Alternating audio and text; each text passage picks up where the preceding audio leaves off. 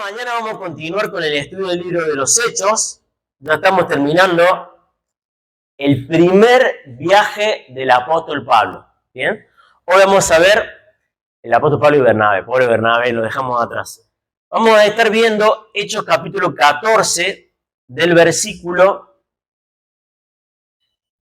21 en adelante. Vamos a leer primero la palabra y luego vamos a comenzar con el mensaje. Voy a estar leyendo en una versión que se llama Nueva Traducción Viviente, que es, creo que NTV, Hechos 14, versículo 21, comienza así, dice la palabra de Dios. Dice: después de predicar la buena noticia en Derbe y de hacer muchos discípulos, Pablo y Bernabé regresaron a Listra, Iconio y Antioquía de Pisidia, donde fortalecieron a los creyentes. Los animaron a continuar en la fe y les recordaron que debemos sufrir muchas privaciones para entrar en el reino de Dios. Pablo y Bernabé también nombraron ancianos en cada iglesia con oración y ayuno y encomendaron a los ancianos al cuidado del Señor en quien habían puesto su confianza. Luego atravesaron nuevamente Pisidia y llegaron a Panfilia. Predicaron la palabra en Perge y después descendieron hasta Atalía. Por último, regresaron en barco a Antioquía de Siria, donde habían iniciado su viaje. Los creyentes de ahí los habían encomendado a la gracia de Dios para que hicieran el trabajo que ahora habían terminado. Una vez que llegaron a Antioquía, reunieron a la iglesia y le informaron todo lo que Dios había hecho por medio de ellos y cómo Él también había abierto la puerta de la fe a los gentiles. Y se quedaron allí con los creyentes por mucho tiempo. Hasta ahí la lectura. Vamos a orar pidiendo la bendición del Señor. Señor, te damos gracias por esta mañana, gracias porque a pesar de que hacía frío, hemos podido venir y ahora nos vamos a juntar en este momento para escuchar tu palabra.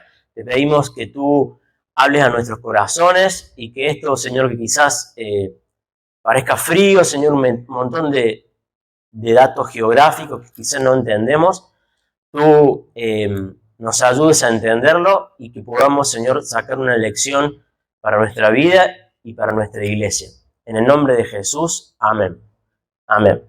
Bueno, como decíamos, esta es la finalización del primer viaje misionero. Para poder entender bien lo que este pasaje nos enseña, quiero que vayamos en nuestra mente a el trabajo de un agricultor. Bien. La predicación de la palabra muchas veces se compara a lo que hace un agricultor. El proceso de la agricultura comienza con algo tan sencillo como tirar la semilla. Bien. En esta historia del libro de los Hechos nos cuenta cómo el apóstol Pablo y Bernabé están sembrando la palabra del Señor, están hablando de Jesús. Bien. Y esa palabra va creciendo y se empiezan a juntar personas que son discípulos, que empiezan a seguir a Jesús. Ahora, volvemos al ejemplo del agricultor. Yo la verdad que soy un chico de ciudad y creo que la mayoría de acá son de la ciudad. Hay algunos de acá que se han criado en el campo, pero básicamente hay este proceso del cuidado de las plantas. Primero hay que sembrar, luego hay que cuidar, fortalecer a la plantita, luego hay que darle cierta estructura. Por ejemplo, ¿a qué me refiero con estructura? A veces las plantas tienen la tendencia a crecer un poco desviada. ¿Vieron? Bueno, ¿qué sucede cuando una planta se desvía? Viene el agricultor y le pone un tutor. ¿Cómo? Un palito. ¿Bien? Un palito para que la planta empiece a crecer derechita. Ahora, al final del día, el agricultor puede hacer muchas cosas, puede sembrar, cuidar, proteger, sacar espinas, poner el palito. Pero ¿por qué crece la planta?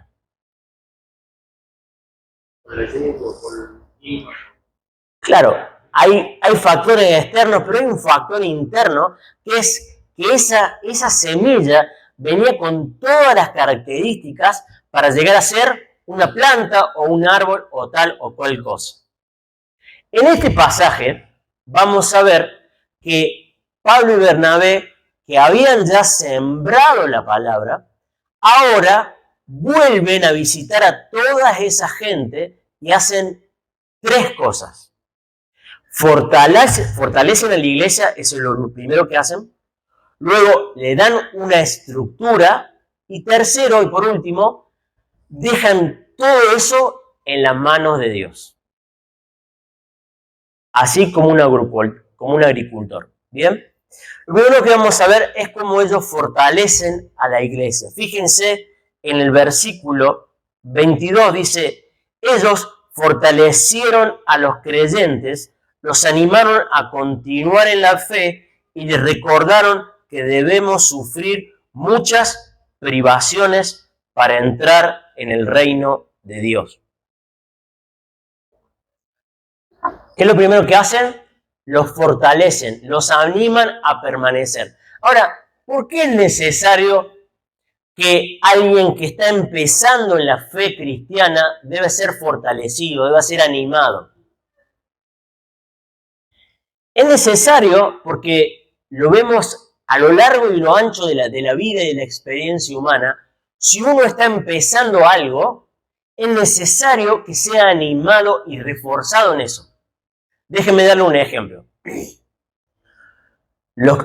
Por ejemplo, los profesionales de la salud saben que para que un paciente pueda adherir a un tratamiento, o sea, pueda empezarlo y terminarlo, tiene que venir con cierta frecuencia. A ver, Camel, imagínate que necesitas bajar de peso, cosa que no es tu caso, ¿bien? Por eso te elegí a vos. Ahora, Camel va al nutricionista y el nutricionista lo cita una vez al año. ¿Cómo puede ir esa dieta? Muy mal. ¿Cuál sería la frecuencia ideal que el nutricionista lo cite a Camel? Por lo menos al principio. Una vez por semana, después cuando va bien, una vez cada 15 días, una vez por mes. Bueno, en las cosas de Dios, a ver, si es tan importante para un tratamiento médico, ¿cuánto más para las cosas de Dios? Nosotros, como creyentes, debemos ser fortalecidos, debemos ser animados a continuar en el camino de Dios. Ahora, a ver aquellos que están despiertos esta mañana y saben bien la Biblia. Hay un pasaje en la Biblia donde nos diga, el Dani Galen ya tiene la mano lista para... Hay un pasaje en la Biblia donde nos diga de la importancia de ir a la iglesia para que nos animemos, para que nos ayudemos a congregarnos. Sí, está en el libro de Hebreos. Acompáñenme, Hebreos capítulo 10. En Hebreos capítulo 10, este es el típico pasaje que usan los pastores para pegarle un palo a la iglesia. ¿Sabían eso, no? Hebreos capítulo 10 dice así. Versículo 23 al 25. Dice, mantengámonos firmes sin titubear en la esperanza que afirmamos, porque se puede confiar en que Dios cumplirá su promesa. Pensemos en maneras de motivarnos los unos a los otros a realizar actos de amor y buenas acciones.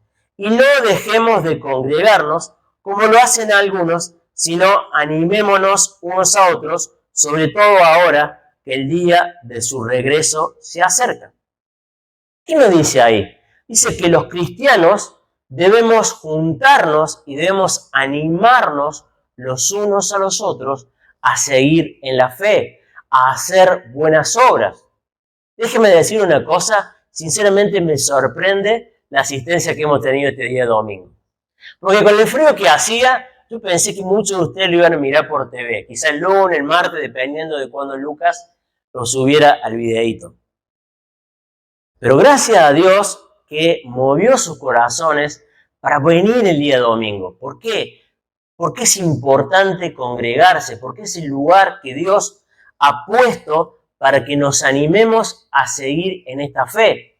todos aquellos que un día dijimos, sí, quiero confiar en Jesús, hemos sido llamados a congregarnos, es decir, a juntarnos con la familia de la fe. Ahora, ¿por qué es tan importante esto? Porque sabe una cosa, la fe cristiana es una fe que hoy, más que nunca, estamos en un sistema que se opone a esa fe. El día domingo, le doy un ejemplo, el día domingo a usted le van a decir que no se debe robar, que usted debe ser honesto, que debe andar por el camino estrecho. Y el día lunes, ¿qué le van a decir? Todo lo contrario, que debe andar por el camino ancho, que a los que mejor le va son los que son deshonestos. No sé si me estoy explicando. El sistema de este mundo va en contracorriente de los caminos de Dios. Entonces es muy importante que seamos recordados de la importancia de seguir a Jesús, de permanecer en el camino. Porque la realidad es que aquellos que hace mucho que son cristianos, que hay varios aquí, díganme si no es difícil a veces la carrera. Se parece a una maratón con obstáculos. Y que hay gente que permanentemente al costado te dice, abandoná, dejá.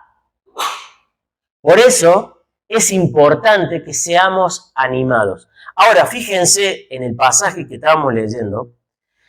Aquí Pablo les dice, y Bernabé les dice, les recordaron que deben sufrir muchas privaciones para entrar en el reino de Dios. Ahora, este pasaje, en esta versión que estoy usando yo, dice privaciones. ¿Cómo dice otras versiones? ¿Habla de privaciones? No habla de privaciones. A ver, ¿qué dice? Tribulaciones. ¿Cuál es la diferencia entre una tribulación y una privación? Una privación es decir, bueno, hermano, por ser cristiano, y bueno, digo, vas a ser privado de ciertas cosas, quizás no tengas esto o aquello. Ahora, una tribulación, ¿qué significa? Una aflicción. Va a haber cosas que van a ir en contra tuyo. Vas a sufrir. Usted conoce una iglesia que dice, pare de sufrir, ¿no? Bueno, aunque ellos digan que son la iglesia de Jesucristo, bueno, en la iglesia de Jesucristo te dicen, la verdadera iglesia de Jesucristo te dice, bienvenido a sufrir. Y te invitan a perseverar en el medio del sufrimiento. Déjeme decir una cosa, sin cruz no hay corona. ¿Cuántos quieren recibir una corona? Amén. ¿Saben qué? Sin cruz no hay corona. El camino al cual hemos sido llamados es un camino estrecho, es difícil, son pocos los que entran por ellos, por ese camino.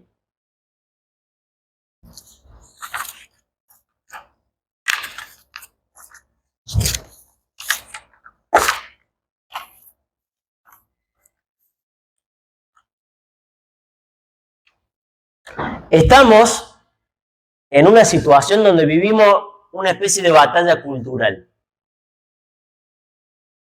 La cultura en la que crecimos, la mayoría de nosotros, era una cultura cristiana, donde a las cosas se les llamaban bien o blanco y era eso, ¿no?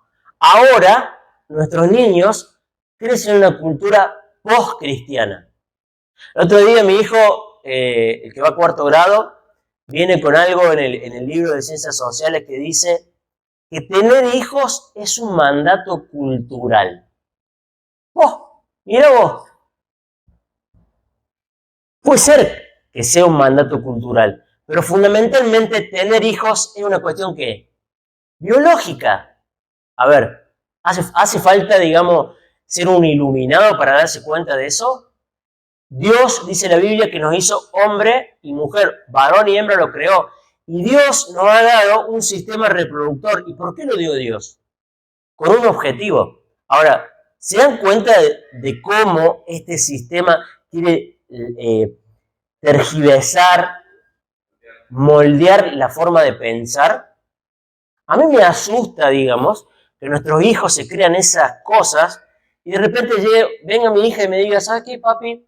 No quiero tener hijos, porque tener hijos es someterme a las estructuras del patriarcado. No quiero, ahí Dani se agarra la cabeza, no quiero que el patriarcado me someta bajo sus leyes. No, escúchame, ¿qué patriarcado? Estamos hablando de biología, ¿no? Bueno, es importante que como cristianos nos animemos a aferrarnos a la verdad, a que no nos dejemos que nos laven la cabeza. Ahora, volviendo al tema del sufrimiento, ¿usted alguna vez se ha preguntado por qué Dios permite el sufrimiento en la vida del cristiano? ¿O por qué permite la oposición? ¿Cómo se refina el oro? Con el fuego. El apóstol Pedro en su primera carta dice que así como el oro se refina con el fuego, la fe del cristiano se refina, o sea, es decir, somos mejorados por medio de las pruebas. ¿Quién ha sufrido una prueba? ¿O está pasando una prueba? Muchos de acá. Y yo creo que todos podemos decir, ay, qué difícil esa prueba, qué terrible.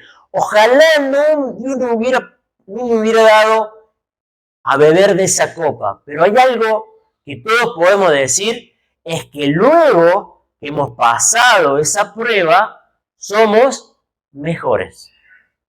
Y Dios utiliza la prueba para refinarnos, para hacernos mejores cristianos. Déjeme darle un ejemplo, quizá un poco extremo, pero vale la pena para reforzar la idea. Hay un hombre que se llama Richard, creo que es Wurmbrand, se pronuncia así, que es el fundador de La Voz de los Mártires. ¿Sabe lo que es La Voz de los Mártires? La Voz de los Mártires es un ministerio, es decir, un movimiento que es la voz de aquellos que han sufrido por ser cristianos. Y este hombre es un hombre que vivió en la época donde, ¿se acuerdan? La época de la Guerra Fría, vivió mucho, sufrió mucho por ser cristiano a mano de los comunistas en Rumania. Y él cuenta esta historia en su libro Torturados por Cristo. Tratemos de imaginarnos esta historia. Dice que estaban reunidos los cristianos ahí en Rumania y de repente entran unos soldados armados y dicen, todo el que esté dispuesto a negar el nombre de Cristo puede levantarse y salir. Bueno, Germán, gracias por ayudarnos a ilustrar. Parecía que estaba armado, no. Dice que muchas personas se empezaron a levantar. Yo no sigo a Jesús. Bueno, la cuestión es que, la verdad que es bastante duro lo que hicieron este hombre, pero ¿saben lo que dijeron este hombre? Dijeron, nosotros, o sea, los soldados dijeron, nosotros somos cristianos y queremos tener comunión con los que verdaderamente son cristianos. ¡Wow! Imagínate, ¿qué pasaría si entrarían acá? ¿Cuántos quedaríamos?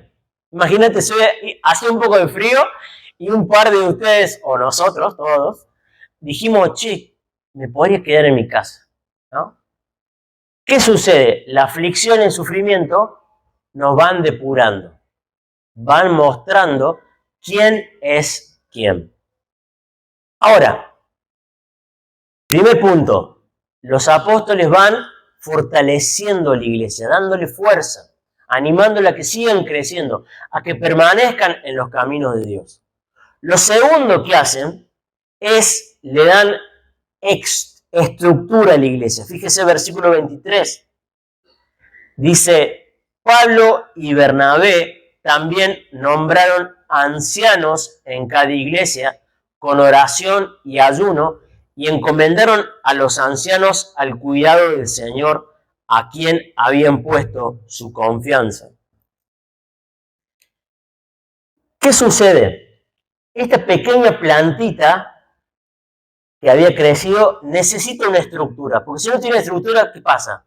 Crece para todos lados.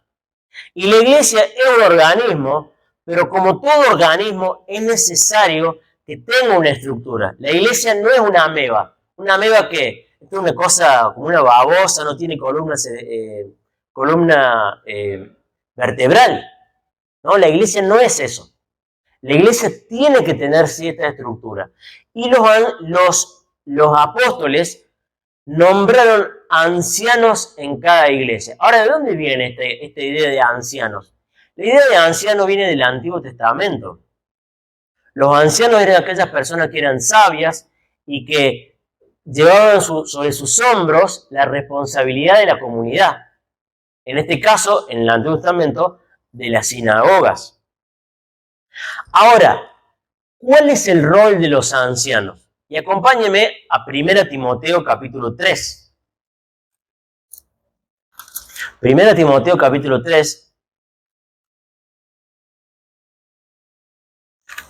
Pablo, uno de estos dos que hacía el viaje misionero, le escribe a Timoteo y le da una lista de cuáles son las características que debe tener un anciano.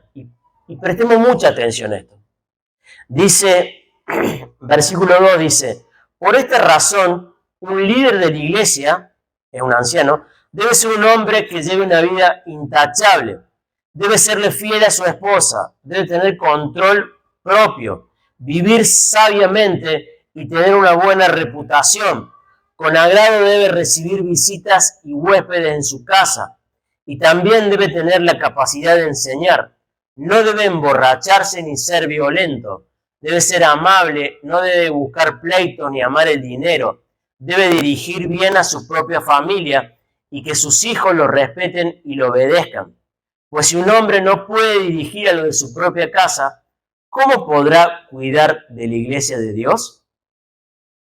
Versículo 6. Un líder de la iglesia no debe ser un creyente nuevo porque podría volverse orgulloso y el diablo lo haría caer. Bien, hasta ahí nomás. ¿Cómo está la vara para aquellos que quieren ser líderes o ancianos en la iglesia? Está altísima. Bien. Les doy una mala noticia. Esa misma vara es lo mismo que se requiere de cada uno de los creyentes. ¿Lo habían visto alguna vez así?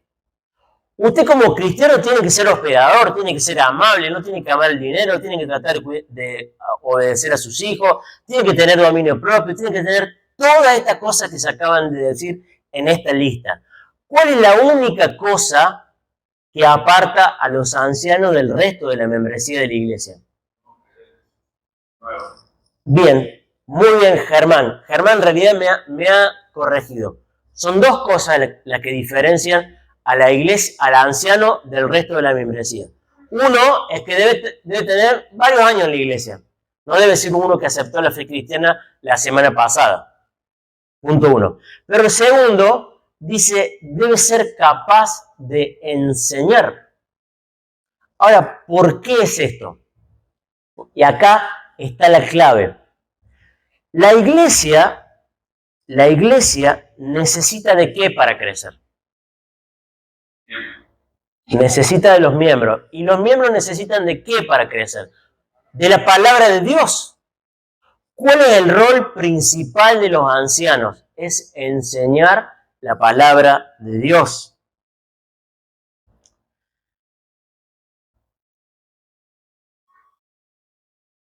Déjeme darle algunos ejemplos. Vamos a hablar un poco de política, ya que estamos cerca de las elecciones. ¿Cómo se gobierna la iglesia? La iglesia es una democracia donde se hace la voluntad del pueblo. No, dicen algunos. Bueno, déjeme decirle, la iglesia es una teocracia. ¿Quién gobierna la iglesia? Dios. ¿Y cómo sabemos cuál es la voluntad de Dios para esta iglesia? Por medio de su palabra. Volvamos al libro de Hechos. Fíjense qué es lo que hace Pablo y Bernabé para saber cuáles son los ancianos que debía poner en cada ciudad. Dice, con oración y ayuno. ¿Para qué oraban y ayunaban? Claro, pero para saber la voluntad de quién. De Dios. Entonces, ¿cómo gobierna Dios a la iglesia? Por medio de su palabra. Por eso es tan importante que los días domingos tengamos un momento donde abramos la palabra. A ver, cuando digo abramos la palabra, digo que vengan con la Biblia y vean. Porque cada uno de nosotros debemos ver y somos responsables de si el que le toca predicar ese domingo está verdaderamente diciendo lo que Dios quiere decirnos. En el libro de los Hechos se nos cuenta de un grupo de hermanos en una ciudad que se llamaba Berea. ¿Conocen la historia? Que cuando Pablo y Bernabé fueron a predicar, dice que estas personas diligentemente estudiaron en la Biblia para saber si lo que Pablo y Bernabé decía era verdad. ¿Qué le quiero decir? Usted cuando llega a su casa, no se coma todo lo que se dice desde acá. Usted vuelva y diga, a ver, ¿esto es realmente lo que la palabra de Dios dice? Cuando llega a su casa, pregúntese, ¿realmente el gobierno de la iglesia es una teocracia? Bien. La importancia de buscar una estructura. La iglesia es necesario que haya una estructura, que haya ancianos que enseñen la palabra, que haya personas que sean responsables por la vida de la iglesia. Ahora, y esto quiero decir un poquito, esto es algo, digamos, que con Eduardo en particular hemos hablado mucho. Hay diferentes formas de que los cristianos han entendido de cómo debe gobernarse la iglesia. Hay gente que se va al extremo de decir, bueno, vamos a tomar todas las decisiones en común. Y nos vamos a juntar el día domingo, vamos a decir, a ver, la cena va a ser con pan casero, con pan miñón, con pan francés, con pan lactal o pan de Salvador. Levanten la mano los que quieren pan miñón. A ver, no es, creo, la mejor forma que se lleve la congregación todas las decisiones. ¿Por qué? Por una cuestión práctica. Llega un momento donde la iglesia crece tanto que no podemos votar, a ver, no sé si me explico. ¿Bien? Ahora, hay que tener cuidado de no irnos al otro extremo. Por ejemplo, lamentablemente, la iglesia católica ha llegado a un extremo donde hay lo que se llama el clericalismo, donde los únicos que toman decisiones, ¿quiénes son? Los sacerdotes. A ver, no es que esté tirando un palo a la iglesia católica, porque en definitiva, querramos o no, es nuestra prima, digamos, por así decirlo, no me quiero meter en problemas, pero es parte de nuestra historia. Y uno de los grandes problemas de la iglesia católica es que la iglesia es una cosa y la membresía es otra. En la iglesia católica y lamentablemente en muchas iglesias evangélicas, el miembro no es más que un florero. ¿Cuántas decisiones tiene un florero? Ninguna. Entonces nosotros creemos que es importante que haya un equilibrio, que haya ancianos que prediquen la palabra, pero que también la iglesia pueda tomar decisiones. Un ejemplo, me encantó Mark Dever, que es un pastor, dice que los ancianos llevan el volante, para dar un ejemplo más sencillo, dice los ancianos llevan el volante, pero la iglesia tiene el freno de mano. ¿Qué pasa si la iglesia pone el freno de mano? Dice, no, estamos en desacuerdo de eso. ¿Qué pasa si el año que viene se juntan los ancianos de esta iglesia y dicen, ¿saben qué? Estamos de acuerdo con lo del matrimonio gay. ¿Qué pasa si la iglesia no tiene ni voz ni voto? ¿Qué opción les queda? ¿Se pueden quedar o se pueden ir de esta iglesia? Pero ¿qué pasará si la iglesia tiene la opción de poner el freno y decir, ¿saben qué? Estamos en desacuerdo. Y la palabra de Dios dice esto y aquello. Por eso, creemos en la importancia de un gobierno donde los ancianos simplemente son administradores y el poder radica en la iglesia. Porque ¿quién puede escuchar la voz de Dios? ¿El anciano nomás? ¿Quién puede? Cada uno de nosotros. Yo no tengo tiempo esta mañana para ir, pero un poquito lo que se acuerdan de esta serie de hechos, en todas las decisiones importantes en el libro de los Hechos, la iglesia tuvo participación. Cuando tuvieron que elegir el reemplazante para Judas, dice que levantaron la mano y eligieron a Matías. Mejor dicho, eligieron dos con la mano levantada y después, por suerte, eligieron a Matías. Cuando tuvieron que elegir a los que iban a ser diáconos, ¿se acuerdan? Toda la iglesia eligió a hombres llenos del Espíritu Santo y eligieron a 7. Bueno, si alguien tiene alguna duda, ¿por qué creemos que esto de la elección, cómo la Biblia nos enseña que debe ser gobernada la iglesia? Podemos charlarlo luego de la reunión. Sí. ¿Estás hablando de la iglesia católica? No. Estoy hablando, digamos, de cómo en el libro de los Hechos, que es un modelo para nosotros, en todas las decisiones importantes, la iglesia tuvo una participación. Esto pueden leerlo en su casa, en Hechos capítulo 1, lo va a ver en Hechos capítulo 6, y en Hechos capítulo 15. Cada vez que hay una decisión importante, la iglesia tiene una oportunidad de expresar cada uno su opinión. Bien, bueno. Punto 2. Habíamos visto, la iglesia está siendo fortalecida, la iglesia tiene una estructura y por último, la iglesia es confiada al cuidado de Dios y su gracia. La iglesia es confiada al cuidado de Dios y su gracia. A ver, al final del día, Pablo y Bernabé, ¿a dónde se iban a ir? ¿En dónde terminaron? ¿En qué ciudad terminaron? En la ciudad de Antioquía. ¿A cuántos kilómetros estaba de donde estaban estos cristianos? No sé, pero estaban a muchísimos kilómetros. Y no había WhatsApp, no había Instagram, no había forma de comunicarse. Entonces lo único que podían confiar Pablo y Bernabé era de que Dios actuara en la vida de esos pequeños creyentes.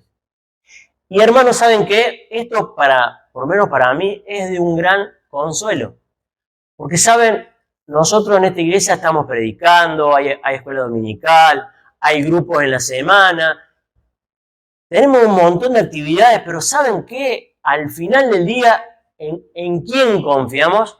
¿Quién es el que va a hacer que esta iglesia sea una iglesia hermosa y cada uno de ustedes crezca y sea maduro y seamos como Jesús? ¿Quién es? Es Dios mismo. Los que estamos acá somos simplemente administradores. Déjeme leerle un par de pasajes. Hechos 20:32. Hechos 20:32. Esta es una historia hermosa porque aquí Pablo se está despidiendo de los ancianos de una iglesia y le dice, estoy muy triste, se lo estoy parafraseando, estoy muy triste porque no lo voy a ver nunca más. Y termina diciéndolo esto, fíjense el versículo 32, dice, y ahora los encomiendo a Dios y al mensaje de su gracia que tiene poder para edificarlos y darle una herencia junto con todo lo que Él ha consagrado para sí mismo.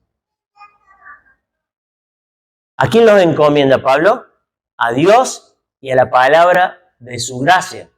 En definitiva, ¿quién es el Señor de la iglesia? Jesús. ¿Quién va a edificar la iglesia? Jesús. ¿Quién va a fortalecer a la iglesia cuando las puertas del infierno quieran tragársela? Jesús. Entonces, podemos confiar en que aquel que comenzó la obra va a ser fiel para terminarla. Hay un pasaje muy lindo en el libro de Judas, 24-25, y este no es el Judas que traicionó a Jesús, sino otro Judas. Judas 24-25 dice lo siguiente. Y ahora que toda la gloria sea para Dios, quien es poderoso para evitar que caigan y para llevarlos sin mancha y con gran alegría a su gloriosa presencia. Esta carta que Judas escribe termina con esto. Y esto se suele decir que esto es una benedicción. Judas, después de escribir lo que tenía que escribir, dice, bueno, al final confío en que Dios es poderoso para guardarlo sin caída y sin mancha. ¿La iglesia es la esposa de quién? De Cristo.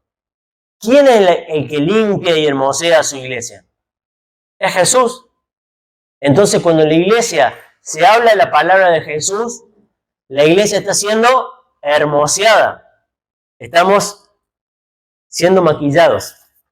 Bueno, para terminar, Dios es el que edifica la casa. Dios es el que da estructura a la iglesia. Dios es el que anima, que fortalece. Ahora, para hacerlo personal, una pregunta para cada uno de los que estamos aquí. ¿Cómo estamos nosotros? ¿Cómo está nuestra plantita? Jesús dijo que las semillas que cada uno de nosotros tenemos, a veces pasan diferentes situaciones. Jesús dijo que muchas veces cuando escuchamos la palabra, muchas veces no la entendemos. Y cuando no la entendemos, viene alguien y la roba. ¿Quién es el que viene y la roba? El diablo. Por eso es importante poder entender la palabra. Si vos todavía no has aceptado a Jesús como tu Salvador y no te arrepentiste de tu pecado, es muy probable que todo lo que acabamos de decir no tiene ningún sentido. Es otro idioma. Jesús también dijo que a veces nuestro corazón es como una semilla que fue sembrada en un terreno que había piedras. Y a veces recibimos la palabra y estamos contentos por un tiempo, pero cuando empezamos a tener problemas por la palabra y tus amigos se burlan, este es el pastor, mira. ¿Qué te hace el pastor si sabemos todo lo que... O esta, mira todo lo que hace y ahora dice que va a la iglesia? O a veces, Jesús también decía que la palabra es como una semilla que es sembrada entre espinos. Esos espinos son las preocupaciones de este mundo. ¿Quién no está preocupado? El martes con los muchachos hablábamos de las preocupaciones. Las cosas de este mundo nos preocupan, los placeres de este mundo nos arrastran. Y esas cosas que terminan haciendo, terminan ahogando la palabra. Pero Jesús también dijo que hay un grupo de personas que reciben la palabra y dan mucho fruto.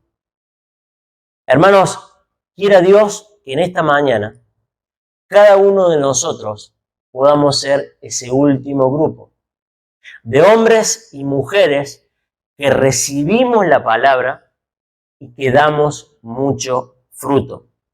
Primera de Pedro 5, 8 y 9 dice que el Dios de toda gracia nos dé el poder y la fortaleza para ser presentados sin mancha delante de Él, aunque a veces tengamos que sufrir por un poco de tiempo.